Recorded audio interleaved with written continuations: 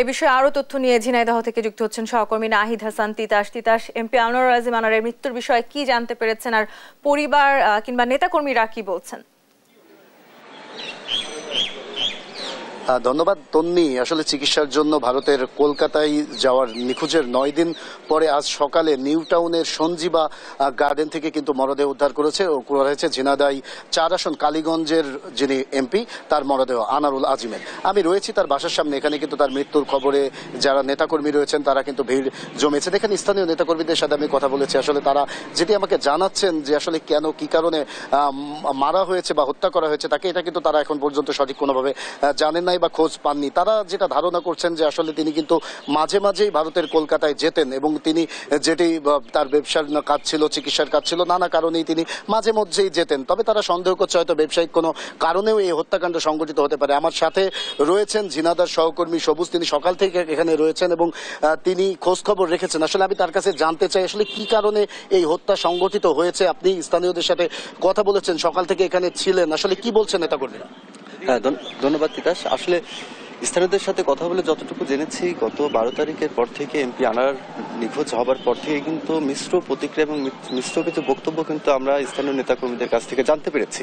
সর্বশেষ আজ সকাল 11:30টার সময় যখন তার মৃত্যুর খবরটি প্রচার হলো বিভিন্ন গণমাধ্যমের মাধ্যমে, তারপর থেকে কিন্তু নেতাকর্মীদের ভিতরে এক ধরনের মিশ্র প্রতিক্রিয়া আবারও দেখা দিচ্ছে। আসলে কেন হত্যাকাণ্ড করা হয়েছে বা কি কারণে, এর সংশ্লিষ্টতা খুঁজতে গিয়ে অনেকের সাথে কথা বলে আমরা যতটুকু জেনেছি অনেক ধারণা করছেন যে ব্যবসায়িক কোনো লেনদেনের পূর্বের কোনো থাকতে পারে, অথবা ব্যবসায়িক লেনদেন থাকতে পারে, অথবা স্থানীয় রাজনৈতিক কোনো বিষয় এখানে থাকতে পারে। যদিও কিছুক্ষণ আগে ঝিনাইদহ জেলা আওয়ামী লীগের সাধারণ সম্পাদক সাইদুল করিম মিন্টুর সাথে আমি কথা বললাম।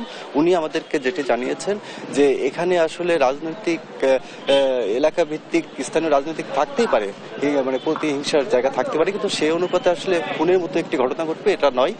বরং উনি দাবি করছেন ব্যবসায়িক কোনো লেনদেনের কারণে হয়তো এই খুনটি হতে পারে। আসলে আমরা শুনছিলাম আমাদের সহকর্মীর কাছ থেকে আসলে হত্যাকাণ্ডটি তিনি ছিলেন সকাল থেকে এবং স্থানীয়দের সাথে কথা বলেছেন, নেতাকর্মীদের সাথে কথা বলেছেন। নেতাকর্মীদের ধারণা যে তার ব্যবসায়িক কোনো কারণেই কিন্তু এই হত্যাকাণ্ড সংঘটিত হতে পারে। আমার সাথে এখানে একজন নেতা, স্বেচ্ছাসেবক লীগের সাংগঠনিক সম্পাদক রয়েছে। আসলে আমি তার সাথে একটু কথা বলতে চাই। আসলে কি কারণে হত্যাকাণ্ড সংঘটিত হয়েছে বলে আপনারা ধারণা করছেন এবং আসলে তিনি কেন কলকাতায় গিয়েছিলেন, কি কারণে গেছিলেন? ঝিনাইদহ 4 আসনের মাননীয় জাতীয় সংসদ সদস্য, এই জনপদ থেকে 3বার উনি মাননীয় জাতীয় সংসদ সদস্য নির্বাচিত হয়েছেন। দেশের দক্ষিণ পশ্চিম অঞ্চলের সবচেয়ে জনপ্রিয় জননেতা হলেন আনোয়ারুল আজিম আনার এমপি মহোদয়। তার জনপ্রিয়তায় ঈর্ষান্বিত হয়েই দুর্বৃত্তরা সুপরিকল্পিতভাবে তাকে দেশের বাইরে নৃশংসভাবে হত্যা করেছে।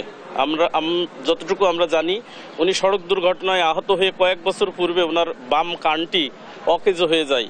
প্রায় উনি দেশের বাইরে এই কানের চিকিৎসার জন্য উনি যাইতেন। গত 12 তারিখ বাংলাদেশ থেকে উনি গেদে বর্ডারের সীমান্ত হয়ে উনি পার্শ্ববর্তী রাষ্ট্র কলকাতায় গিয়েছিলেন চিকিৎসার উদ্দেশ্যে। আমরা তারপরেই আজকে এই 9 দিন নিখোঁজ থাকার পরেই তার লাশ উদ্ধার হয়েছে আমরা সংবাদ মাধ্যমে জানতে পেরেছি। অবশ্যই আমরা মাননীয় প্রধানমন্ত্রী দেশরত্ন শেখ হাসিনার কাছে আমাদের দাবি, এই হত্যার পিছনে কারা জড়িয়ে আছে, নেপথ্যে কারা জড়িয়ে আছে, হত্যা কি কারণে সংঘটিত হয়েছে, অবশ্যই ঝিনাইদহ 4 আসনের মাননীয় জাতীয় সংসদ সদস্য হত্যার বিচার আমরা চাই এবং দৃষ্টান্তমূলক শাস্তি আমরা দাবি করি। যেমনটি শুনছিলেন, একটু জানিয়ে রাখতে চাই তন্নি আপনাকে, গত 11ই মে ঝিনাইদহ 4 আসনের এমপি আনোয়ারুল আজিম তিনি দর্শনার চুয়াডাঙ্গা বর্ডার দিয়ে চিকিৎসার উদ্দেশ্যে কিন্তু কলকাতায় যান এবং তিনি কলকাতার নিউ টাউনের একটি আবাসন হলের 56 নাম্বার রুমে তিনি ভাড়া থাকেন এবং ওখান থেকেই কিন্তু 13 তারিখে সন্দেহ করা হচ্ছে, আমরা ভারতীয় যে সংবাদ মাধ্যম সূত্রে যেটা জেনেছি, 13 তারিখে তাকে হত্যা করা হয়েছে এবং আজ সকালে কিন্তু ওই নিউ টাউনের সঞ্জীবা গার্ডেন থেকে 9:30টার দিকে কিন্তু ভারতীয় যে পুলিশ তার কিন্তু মরদেহ উদ্ধার করেছে। এই তার মরদেহের খবরে কিন্তু এলাকায় শোকের ছায়া নেমে এসেছে। ঝিনাইদহ নেতাকর্মীরা কিন্তু তার বাসার সামনে হাজির হয়েছে। আমি দাঁড়িয়ে আছি সেই এমপির আনোয়ারুল আজিমের বাসার সামনে। আমি একটু দেখাতে চাই, এই বাসা থেকেই কিন্তু 11 তারিখে তিনি ভারতে চিকিৎসার উদ্দেশ্যে তিনি রওনা হন। চুয়াডাঙ্গার দর্শনা বর্ডার দিয়ে তিনি যান। আসলে এখন এই যে মরদেহর অপেক্ষা করছেন স্থানীয় নেতাকর্মীদের মধ্যে কিন্তু অনেকটা ক্ষোভ রয়েছে যে তাদের এমপি তিনি কিন্তু 3বারের সংসদ সদস্য এই ঝিনাইদহ 4 আসন কালীগঞ্জে, এখানে তার কিন্তু ব্যাপক জনপ্রিয়তা রয়েছে। তবে এখানে কিছু মিশ্র প্রতিক্রিয়া রয়েছে। নেতাকর্মীরা কিন্তু অনেকেই বলছে তার চিকিৎসার উদ্দেশ্যে কিন্তু তিনি মাঝেই কিন্তু কলকাতায় যেতেন এবং তাছাড়াও তার ব্যবসা রয়েছে, সেখানেও কিন্তু যেতেন। এখন আসলে জানার বিষয়, গোয়েন্দা সংস্থার যারা লোকজন রয়েছে তারা কিন্তু এটা নিয়ে তদন্ত করছে, তদন্ত পরেই হয়তো জানা যাবে। এবং মরদেহ যে আসবে, এখানে আমরা তার পরিবারের সদস্যদের সাথেও কথা বলেছি। পরিবারের সদস্যরা যেটা বলেছে যে ভারতীয় সরকারের সাথে বাংলাদেশ সরকারের আলোচনা চলছে, আগামী আজকে বিকেলে হয়তো তার পোস্টমর্টম হতে পারে, তারপরে